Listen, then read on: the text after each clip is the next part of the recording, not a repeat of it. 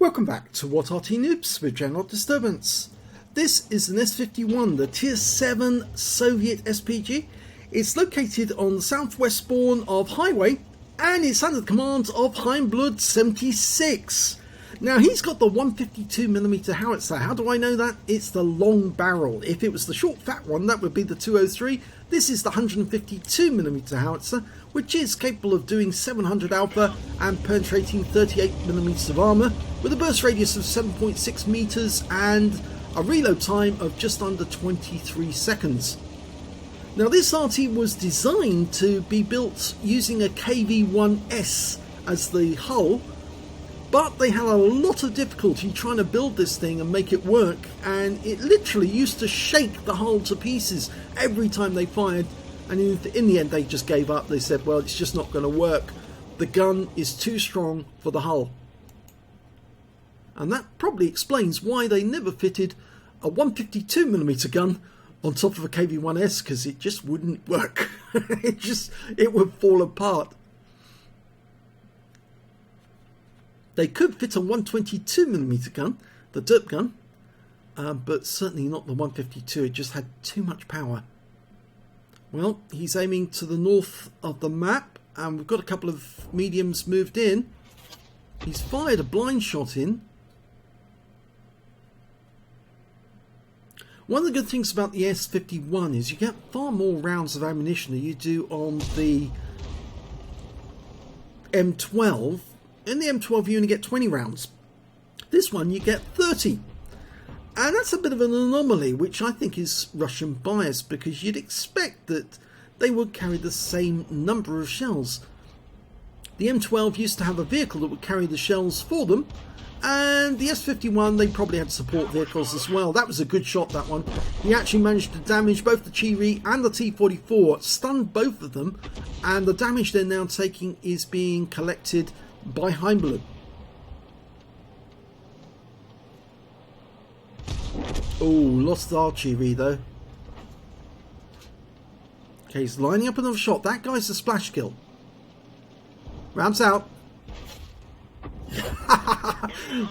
That was a direct hit. Even though he pulled back, we could see the shell hit the target. You could hear the thump as the round hit the hull. In fact, actually, if that was real life, the tank would have disintegrated at that point. T-54 first prototype, Tier 8 premium medium. He's lining up the shot. Actually had a bit of reticule bloom at the wrong moment, and you saw the shell went very long, but it was within the reticule at the point at which he fired. That's a problem with the Artys with narrow arcs of fire, and this Arty does have a very narrow arc of fire, as does the SU-114-2 and also the 212A. In fact, virtually all of the Soviet Artys have very narrow arcs, but what they do make up for that by actually having a very quick dial-in on the target. Okay, he sees the CS-44 again. He's getting a bit of reticule bloom. Focus on the CS-44. He seems not to be moving as much. Line him up. Now, he did splash him for 245 and then he gets killed. So he's picked up the stun assist. Didn't get a direct hit though.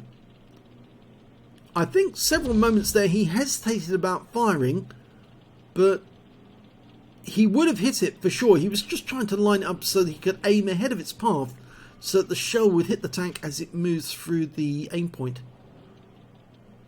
The T-54 first prototype sitting behind that building at the moment. This is where you go to the overhead mode to work out where the shell will land after it goes past the building. He did stun him and the T-54 is dead. Okay, time to aim in the town. He switches quickly as he uses that technique that most professional Arty players, I say professional, but we're experienced Arty players. They're guys who really know how to do it properly. They will switch just like that. Lovely hit there. T-28 prototype took a direct hit for 293.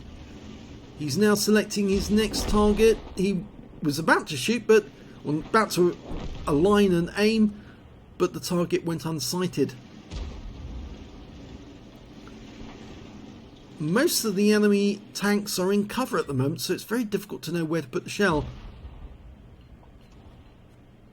The IS-22 looks to be the most unlikely target. He's engaging our Tiger. Oh, T-29 comes into sight, lines up the shot, dials in, and rounds out. Good one! Right into the side of the guy and took him out of the game. Unfortunately, we've lost the Tiger 1. Our CS-52 Liss is very bravely, I say bravely, very foolishly actually, still on the outskirts of the town spotting for us, but he's not going to last very long. He's just been hit by Arty. He's got 35 hit points left.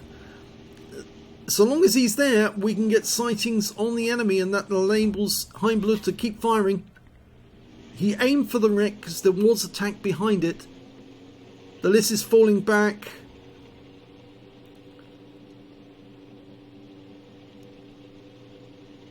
Oh, saw a tracer from one of the tanks there. They're much faster than the Arty shells, which are actually quite slow by comparison. He's loaded, ready to shoot. Just needs a target. Find us a target, Liss.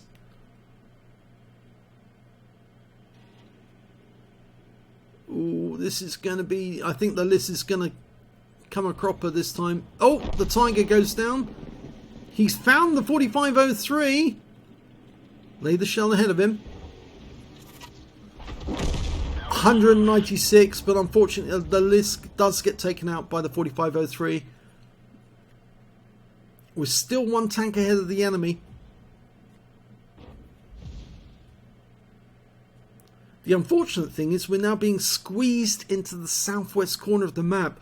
Our Scorpion and IKV-90B are moving up towards the centre. They might find that steel Waffenträger, but we can see trees being knocked down by the enemy heavies as they come out of the town. There's three of them. An IS-22, a KV-3 and that BK-4503.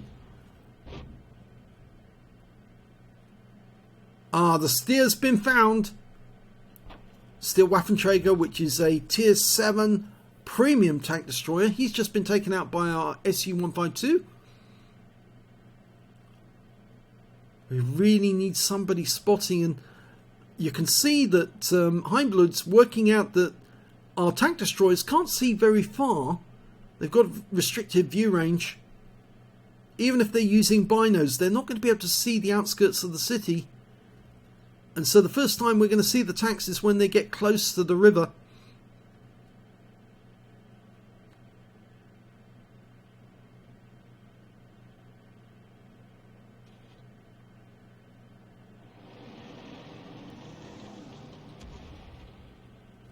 You notice what he's doing here? He's holding down his right hand mouse button whilst he actually moves the mouse elsewhere, so you can see what's actually going on elsewhere in the battlefield. Now, although we did see a steel Waffenträger killed, that wasn't the one that was actually at the centre line. There's two steel Waffenträgers on the enemy team, so there's still one fairly close to us that hasn't been spotted yet. You can probably see just in the corner, the bottom of the screen, an IKV-90B's moved up the riverbed, and he's now taking up the position that the Liss held in spotting for the team.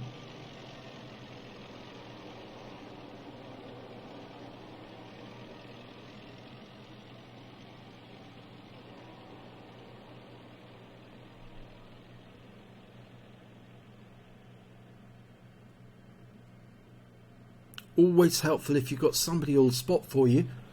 Arty cannot spot for themselves. They've got such small view ranges. And the problem is that unless somebody spots for us, we cannot shoot the enemy until they get really close and then they can see us.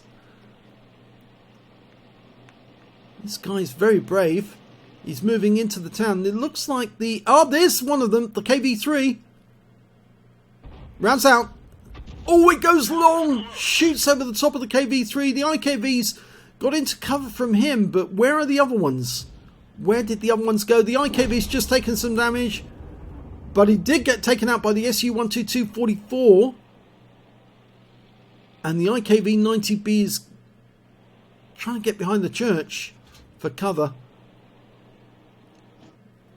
And the steel weapon trigger's been found.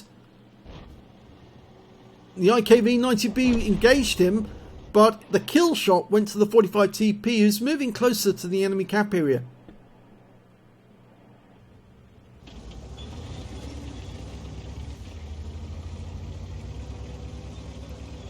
Well, like a lot of Arty players, Heimblood's one of the players who's, when he's getting close to the end game, he will try to get closer to the enemy cap area and closer to the enemy so he can get direct hits. And the enemy's just been spotted again.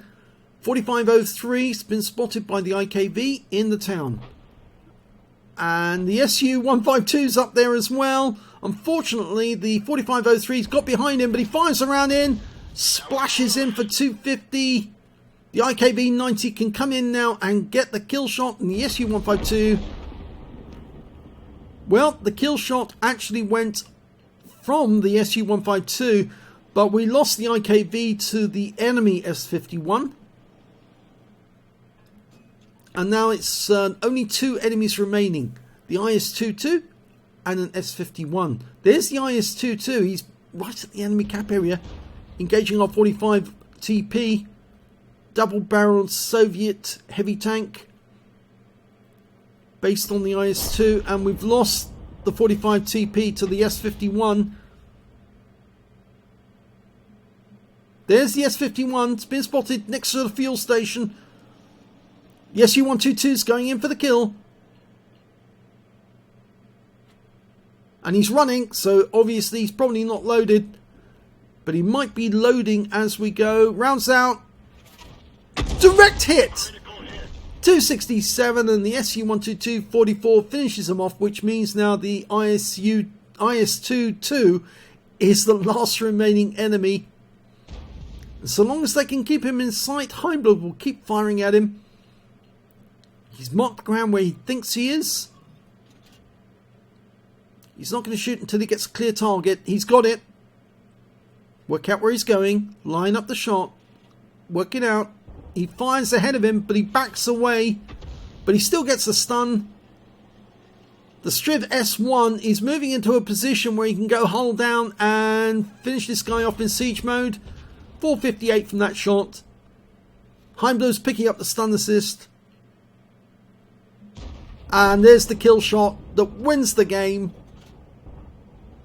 Oh, he fired another round in. Just for good measure. So a decent game there by Heimblood, 76. Let's have a look at the end of battle stats. Well, it's an Ace Tanker for Heimblood, 76 in the S-51. Not just any old Ace Tanker. This one is his first one in this vehicle. As you know, with this replay site, with the Salty Jedi replay site, you can tell if it's the first Ace Tanker because you get scrolls underneath it on the first one. And on subsequent ones, it just has the reefs. And he also managed to get a Bruiser medal for getting at least 5 critical hits. He got 12, and he got a Confederate medal for getting the hitting more of the enemy than anyone else on his team. At least 6 tanks subsequently taken out by other teammates. And his win rate from the battle was 2,814, which is Super Unicum Standard, or it's Unicum Standard anyway. And Panzerass and Untersutter means Panzer Ace and Supporter. In German, this would be Supporter, and this is a Panzer Ace. So let's have a look at the team score. Yes, just in case any of you with dirty minds were thinking that meant something else. No, it doesn't mean what you think it is. Okay, enough of that. Striv S1, 3,375 hit points of damage. That guy got the high caliber. The next highest damage was the IS-22, managed to get 2,875, followed by the T-54 first prototype with 2,058. We can see that Heimblood got 1,883 hit points of damage, which is very respectable, good score. And when it came to kills, he was joint second place, because the top spot was taken by the Striv, the SU-122-44, the SU-152 with all got 3 kills each, 2 kills by Heimblood, alongside the T-54 first prototype, the S-51, the 4503 and the KB3 on the enemy team. When it came to base XP, it was Heimblood because he was hitting so many of the enemy and allowing his teammates to get the kills on them. 1,150 base for Heimblood, 948 for the Striv S1, 848 for the lists. He fired 17 rounds, got 4 direct hits, no penetration but 16 splash. Damage of 1,883 hit points, all of it at more than 300 meters. He damaged 8 of the enemy, killed 2, did 2,232 hit points of stun assist off 13 stuns. On a free-to-play account, he earned 36,871 credits, and after ammunition resupply, still took away a profit of 17,831 credits. He got 1,150 base XP, times 5 for the first victory on this occasion, took away 5,750 experience points altogether. So a very good display of why the stock gun on the S-51 is so much better than the top gun, because it allows you to fire so many rounds and get lots of damage on lots of targets, and then get the stun assists off those to actually give you the Ace Tanker. So a very good Ace Tanker. Congratulations, Heimblood, and if you enjoyed this replay, please give it a like, do subscribe to our channel, and let other people know we exist, because apparently not that many people do know that we exist. Even though we do use the right meta tabs and all the codes and everything, very few people know that What Arty Noobs exists as a YouTube channel, and even if they do exist, do know we exist, some of them are probably put off by the terrible commentary from me, but yeah, I know it's very, very commentary of, as some people would say, asinine and moronic. We don't think it is, because we think that people want a replay with commentary. They want somebody praising their efforts or commiserating them with them when they fail, or even suggesting a different way that they might have done it. But after all, we want our players to get their chance to get on YouTube, and that's why we're very happy to do the replays like this for people like Heimblood and others, so they can show their friends and say, this is what I do in my spare time. So, thanks very much for watching.